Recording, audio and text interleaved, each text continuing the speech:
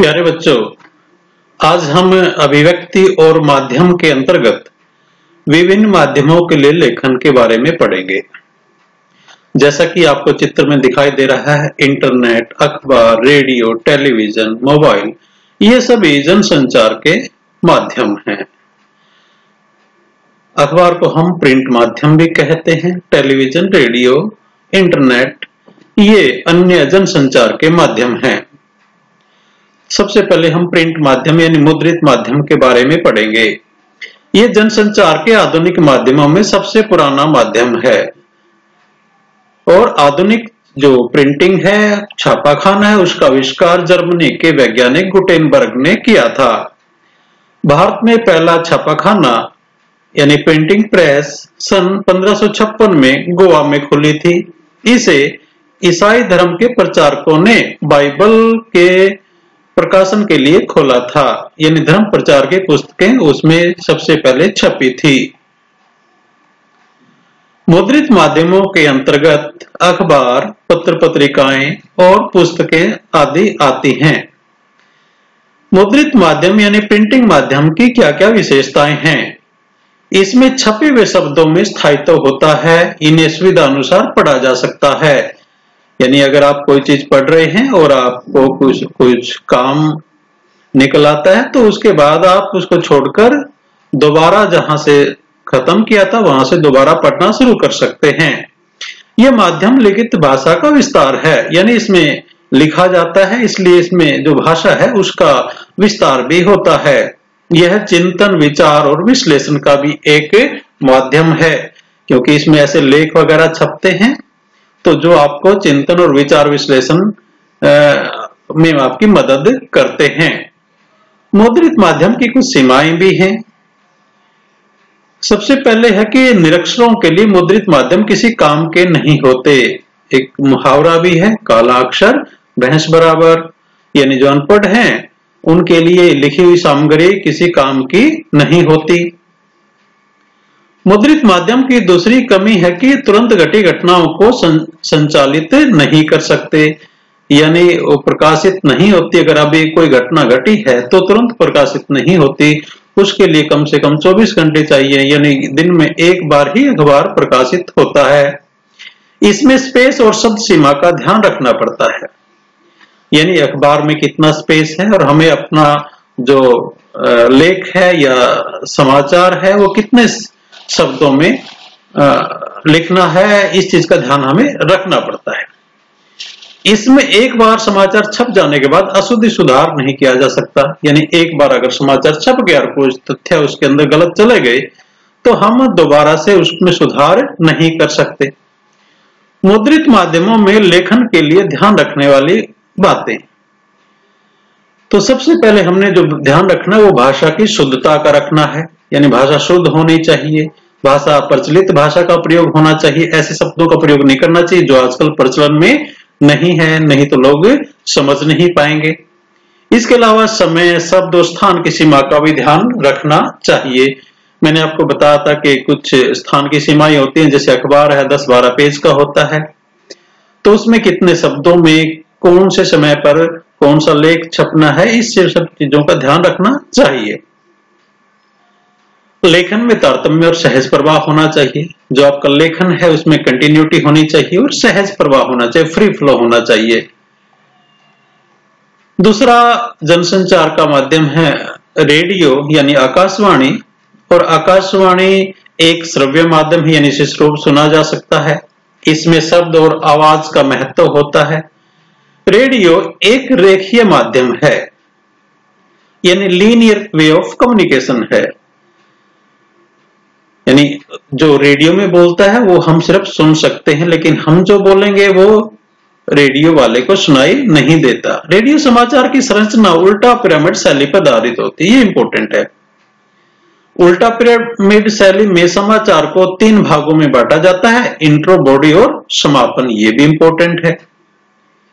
इसमें तथ्यों को महत्व के क्रम में प्रस्तुत किया जाता है, यानी सबसे जो महत्वपूर्ण तथ्य है वो इंट्रो में जाएगा, उससे कम महत्वपूर्ण तथ्य वो बॉडी में लिखा जाएगा और सबसे कम जो महत्वपूर्ण तथ्य है वह समापन में लिखा जाता है। रेडियो समाचार लेखन के लिए बुनियादी कुछ बातें हैं जिनका ध्यान रखना चाहिए। समाचार वाचन के लिए तैयार की गई कॉपी साफ सुथरी और टाइप की होनी चाहिए। कॉपी को ट्रिपल स्पेस में टाइप किया जाना चाहिए, यानी एक लाइन से दूसरी लाइन के बीच में 3 स्पेस का गैप होना चाहिए। इससे क्या होगा, जो एक लाइन को दोबारा से पढ़े जाने की गलती होने की गुंजाइश कम हो जाती है। पर्याप्त हाशिया छोड़ा जाना चाहिए, यानी जिस प्रकार से आप स्क्रीन में देख रहे हैं कि ये दोनों साइड में जो स्पेस छूटा हुआ है इसको आप हाशिया कहते हैं, मार्जिन कहते हैं। ये पर्याप्त मात्रा में छोड़ा जाना चाहिए। हो सकता है जो समाचार वाचक है इसके अंदर अपने सुविधा के लिए कुछ लिख सकता है। अंकों को लिखने में सावधानी रखनी चाहिए। बड़ी बड़ी जो संख्याएं हैं वो अंकों में नहीं लिखनी चाहिए, वो शब्दों में लिखी जानी चाहिए। लेकिन जो छोटी संख्याएं हैं वो अंकों में लिखी जा सकती है। संक्षिप्त अक्षरों के प्रयोग से बचा जाना चाहिए, यानी जो अब्रीविएशंस होती हैं उनको लिखने से बचा जाना चाहिए। जिस प्रकार से संयुक्त राष्ट्र संघ है तो उसको संयुक्त राष्ट्र संघ लिखें, न कि यूएनओ लिखें। तीसरा जो जनसंचार का माध्यम है वो टेलीविजन है, यानी दूरदर्शन। यह है सबसे लोकप्रिय और सशक्त माध्यम है आज के जमाने में।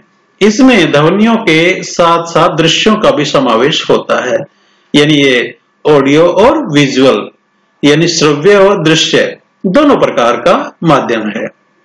इसके लिए समाचार लिखते समय इस बात का ध्यान रखा जाता है कि शब्द और पर्दे पर दिखने वाले दृश्यों के अंदर समानता हो, तारतम्यता हो। जो टीवी की खबरें आप तक पहुंचती हैं उसके विभिन्न चरण और सोपान हैं। सबसे पहले फ्लैश ऑफ ब्रेकिंग न्यूज।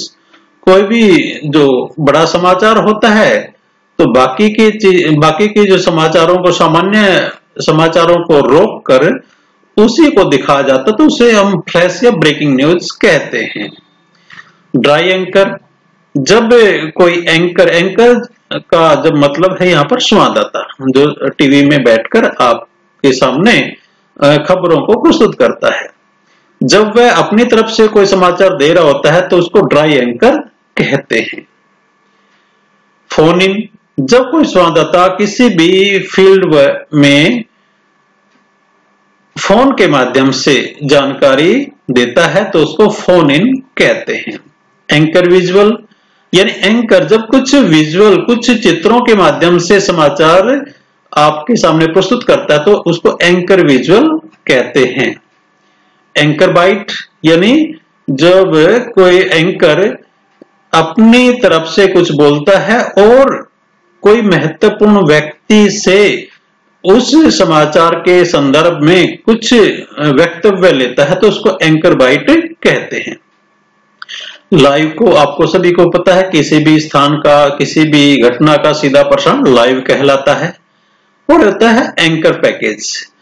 आजकल ऐसे समाचार आने लगे हैं जो किसी भी मुद्दे के ऊपर पूरी जानकारी के साथ, पूरी रिसर्च के साथ पेश किए जाते हैं, उसके साथ बहुत सारे तथ्य होते हैं, तो उसको एंकर पैकेज कहते हैं। जैसे प्राइम टाइम वगैरह, इस प्रकार के शाम को जो किसी एक मुद्दे के विषय विशेष के ऊपर जो एक कार्यक्रम होता है उसको एंकर पैकेज कहते हैं। और नया जो आधुनिक दौर का सबसे जनसंचार का माध्यम है उसको हम इंटरनेट कहते हैं। ये सभी नवीन है और लोकप्रिय भी है। इसमें जनसंचार के सभी माध्यमों के गुण समाहित हैं। यह जहां सूचना, मनोरंजन, ज्ञान और व्यक्तिगत एवं सार्वजनिक संवादों के आदान प्रदान के लिए श्रेष्ठ माध्यम है, लेकिन इसकी कुछ कमियां भी हैं कि वो अश्लीलता, दुष्प्रचार और गंदगी फैलाने का भी एक जरिया बन गया है। लेकिन हमें इस पर ध्यान न देकर इसके जो अच्छे गुण हैं उनको अपनाना चाहिए। आजकल इंटरनेट पत्रकारिता का भी दौर है। इंटरनेट पर समाचारों का प्रकाशन या आदान प्रदान इंटरनेट पत्रकारिता कहलाता है। इंटरनेट पत्रकारिता दो रूपों में होती है। सबसे पहले तो समाचार संप्रेषण के लिए नेट का प्रयोग किया जाता है, यानी समाचार को एक दूसरे के पास भेजने के लिए हम इंटरनेट का प्रयोग करते हैं। दूसरा, रिपोर्टर अपने समाचार को ईमेल द्वारा अन्यत्र भेजने और समाचार को संकलित करने तथा उसकी सत्यता, विश्वसनीयता सिद्ध करने और उसके लिए इंटरनेट का प्रयोग करता है। यानी वो समाचार ठीक है, उसके तथ्य ठीक हैं, इसके लिए भी वो गूगल करता है, तो वहां पर भी इंटरनेट की मदद लेता है और ईमेल के द्वारा अपनी रिपोर्ट भेज देता है। विश्व स्तर पर इंटरनेट पत्रकारिता का इतिहास पे अगर नजर डालें तो इसका विकास 3 चरणों में हुआ है। पहला चरण है 1982 से 1992 तक, और दूसरा जो चरण है 1993 से 2001 तक, तीसरा चरण 2002 से अब तक। यानी ये जिस प्रकार से इंटरनेट की तकनीक आगे बढ़ी है उसी के हिसाब से इंटरनेट पत्रकारिता का भी विकास हुआ है। भारत में इंटरनेट पत्रकारिता का पहला चरण 1993 से शुरू हुआ, दूसरा चरण 2003 से शुरू हुआ, क्योंकि जिस प्रकार से भारत के अंदर तकनीक आती गई उसी प्रकार से यहां पर भी इंटरनेट पत्रकारिता का चलन शुरू हुआ। भारत में सच्चे अर्थों में वेब पत्रकारिता शुरू करने वाली साइटें rediff.com, इंडिया इन्फोलाइन और शिफी हैं। रेडिफ को भारत की पहली साइट कहा जाता है। यह वेबसाइट विशुद्ध पत्रकारिता शुरू करने का श्रेय सबसे पहले तहलका.com को जाता है। हिंदी में नेट पत्रकारिता वेब दुनिया के साथ शुरू हुई एक वेबसाइट है वेब दुनिया। तो सबसे पहले हिंदी में नेट पत्रकारिता यानी इंटरनेट पत्रकारिता शुरू करने का श्रेय इसी को जाता है। यह हिंदी का संपूर्ण पोर्टल है। एक अखबार है प्रभा साक्षी, वह प्रिंट रूप में न होकर सिर्फ नेट पर ही उपलब्ध है। और प्रभा साक्षी ही नहीं, आजकल बहुत सारे ऐसे अखबार हैं जो प्रिंटिंग प्रेस में नहीं जाते, सिर्फ सॉफ्ट में इंटरनेट के ऊपर वो रहते हैं, आप उनको ऑनलाइन पढ़ सकते हैं। आज पत्रकारिता के लिहाज से हिंदी की सर्वश्रेष्ठ साइट बीबीसी की है, जो इंटरनेट के मानदंडों के अनुसार चल रही है।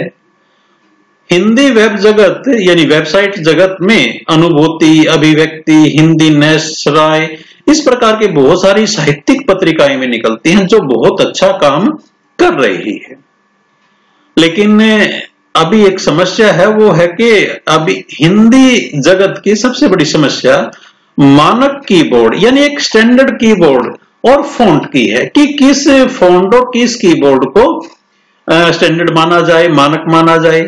लेकिन आजकल जो डायनेमिक फॉन्ट है वो आ गया है, उसके कारण ज्यादातर इस प्रकार की कोई समस्या नहीं आती। जिसमें डायनेमिक फॉन्ट नहीं है वहां पर थोड़ी समस्याएं हैं, लेकिन आजकल डायनेमिक फॉन्ट आ गया है जिसके कारण किसी भी फॉन्ट में और किसी भी कीबोर्ड की टाइप की हुई हिंदी की सामग्री वो आसानी से खुल जाती है। तो प्यारे बच्चों, आज हमने अभिव्यक्ति और माध्यम के अंतर्गत विभिन्न जो जनसंचार के माध्यम हैं उनमें जो लेखन है किस प्रकार से किया जाए, किन किन बातों का ध्यान रखा जाए, उसके बारे में आज हमने पढ़ा है। मैं आशा करता हूं आप सभी को ये समझ में आया होगा। धन्यवाद। जय हिंद, जय भारत।